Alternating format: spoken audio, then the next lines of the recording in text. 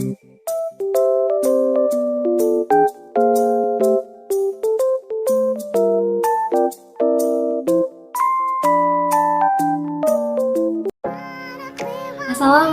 warahmatullahi wabarakatuh.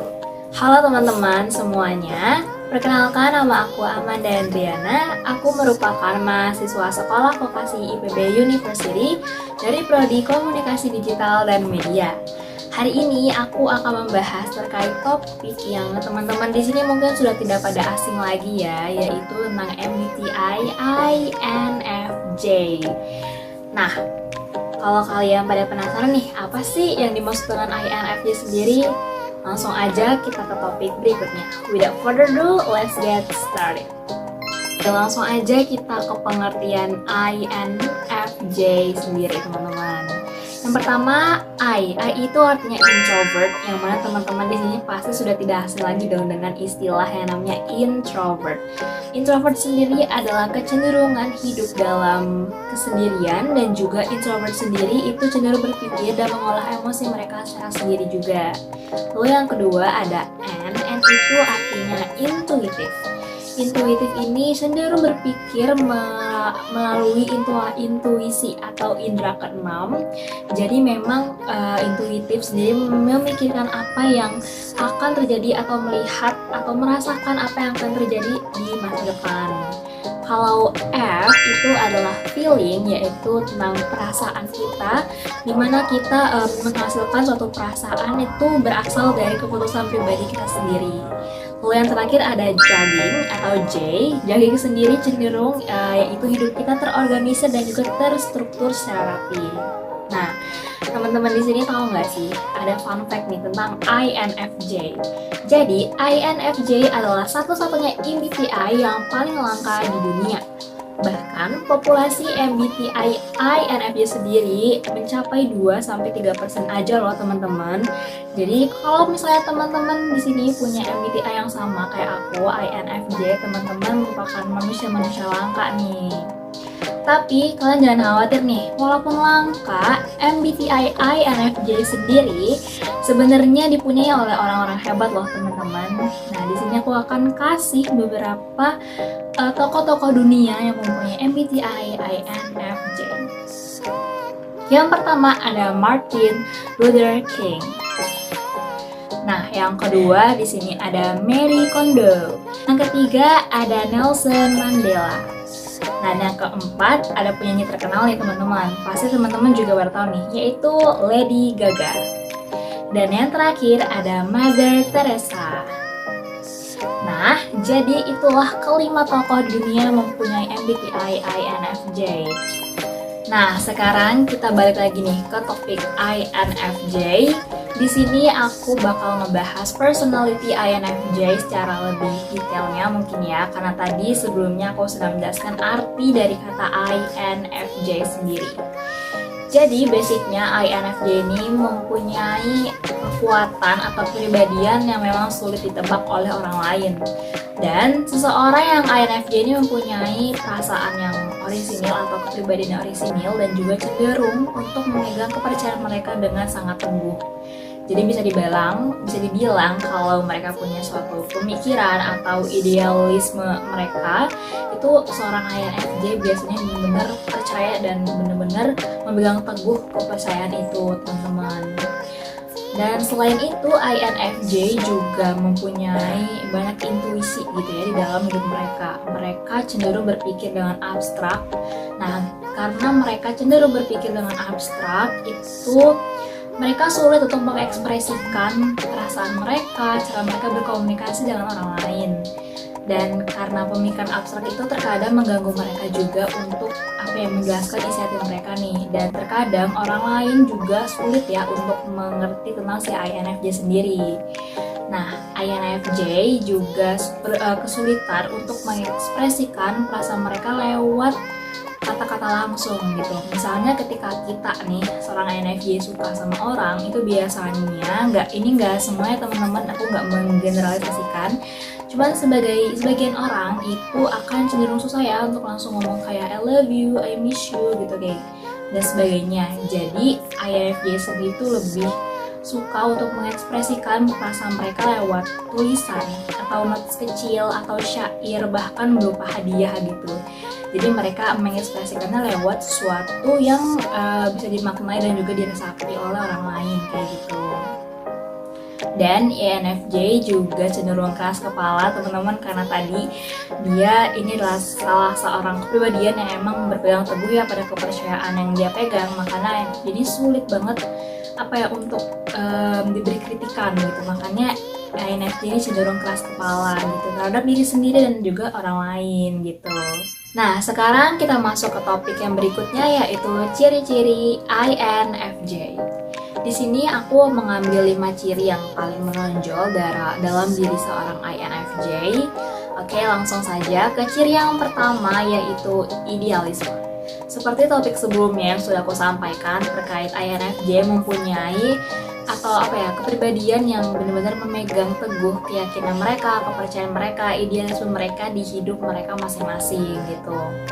Tak jarang INFJ sendiri juga mempunyai mimpi-mimpi yang luar biasa loh teman-teman, karena mungkin hasil idealisme mereka, hasil kepercayaan mereka dan pemikiran mereka ini juga menghasut diri mereka untuk menjadi lebih baik lagi. Dan terkadang mimpi-mimpi mereka ini ingin mengubah dunia menjadi apa yang menurut mereka ini baik dan sesuai juga dengan idealisme mereka. Misalnya ingin mengubah dunia menjadi lebih damai, lebih baik lagi, lebih suportif gitu. Atau INFJ sendiri ingin menjadi salah satu orang yang akan mempengaruhi semua manusia untuk mengabulkan mimpi-mimpi mereka kayak gitu. Ciri yang kedua yaitu adalah berempati tinggi. INFJ sendiri cenderung mempunyai intuisi yang kuat dan juga empati yang tinggi. Mereka cenderung melihat inti permasalahan dari banyak hal yang mereka temui dalam kehidupan mereka sehari-hari. Maka dari itu, INFJ sendiri memahami motivasi, perasaan, serta kebutuhan orang lain, walaupun sebenarnya orang tersebut tidak memberitahu perasaan yang sebenarnya kepada kita. Misalnya, ketika kita melihat teman kita dalam keadaan sedih, murung, atau dengan kondisi yang tidak baik-baik saja, biasanya secara tidak langsung INFJ sendiri mengetahui keadaan tersebut. Biasanya karena mempunyai empati yang tinggi, mereka langsung menghampiri teman itu atau memberikan semangat, memberikan kata-kata untuk menyemangati mereka. Yang ketiga yaitu suka menolong orang lain.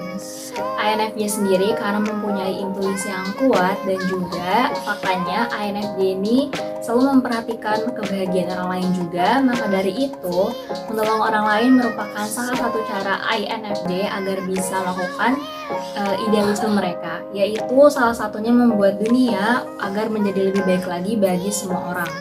Makanya INFJ ini tak jarang suka menolong orang lain agar dapat membentuk suatu hubungan yang harmonis dan juga bermakna dengan semua orang. Yang keempat adalah terorganisir. Terorganisir merupakan salah satu ciri utama atau yang paling khas bagi seorang INFJ, karena INFJ ini sebenarnya suka kehidupan yang terorganisir dan juga terstruktur. Mereka cenderung mempunyai rencana-rencana dalam kehidupan mereka, misalnya dari pagi sampai ke malam itu mereka harus melakukan apa saja dan di mana kayak gitu. Karena dengan kerapihan dan keterorganisir itu, mereka akan merasa kehidupan mereka ini lebih bermakna dan lebih dapat direalisasikan gitu. Karena tujuan mereka untuk hari ini dan ke depan itu akan jelas. Dan karena INFJ sendiri cenderung terstruktur dan rapih, makanya INFJ ini cenderung tidak suka dengan perubahan, apalagi kalau misalnya perubahan di detik-detik terakhir mereka gitu. Misalnya kita sudah membuat rencana yang benar-benar terstruktur dan rapi, namun tiba-tiba ada perubahan yang harus mengacaukan si rencana itu. Nah, biasanya INFJ ini akan merasa stres banget gitu, apalagi pikiran-pikiran mereka jadinya berantakan gitu. Itu juga mempengaruhi psikologis mereka terkadang. Ciri yang kelima, yaitu ciri yang terakhir nih teman-teman, INFJ sendiri mempunyai ciri-ciri cenderung tertutup. Walaupun INFJ sendiri mempunyai kelebihan dapat memahami perasaan orang lain, namun INFJ sebenarnya juga mempunyai kebiasaan cenderung tertutup kepada orang lain. Mereka ini tidak mau mengekspresikan perasaan mereka sendiri, atau intinya mereka tidak mau orang lain ini mengetahui apa yang sedang INFJ ini rasakan gitu. Entah perasaan sedih, bahagia, atau yang lain gitu.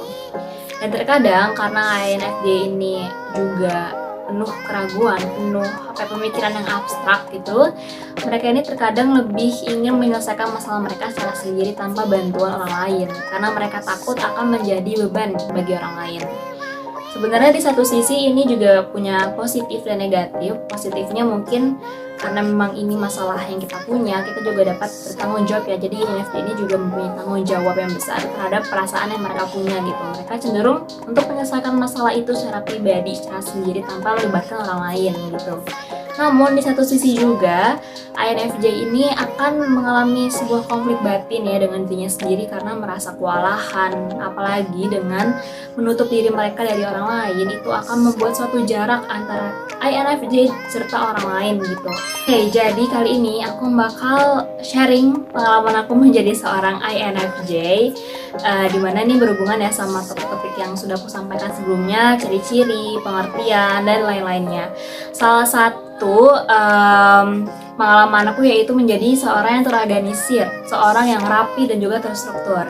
Jadi itu bener banget teman-teman, kalau 100% INFJ sendiri suka banget yang namanya kerapihan gitu. Karena aku sendiri dari zaman aku SMP sampai kuliah sekarang itu aku mempunyai planner, kayak planner kecil gitu untuk menuliskan rencana-rencana aku selama dari aku bangun tidur sampai aku tidur lagi kayak gitu. Jadi kayak misalnya di kampusnya aku mau ngapain aja ya sama teman-teman, ada matkul apa hari ini, terus aku nanti mau ngerjain tugas apa dan segala macam itu sudah aku susun dalam rencana aku sendiri kayak gitu.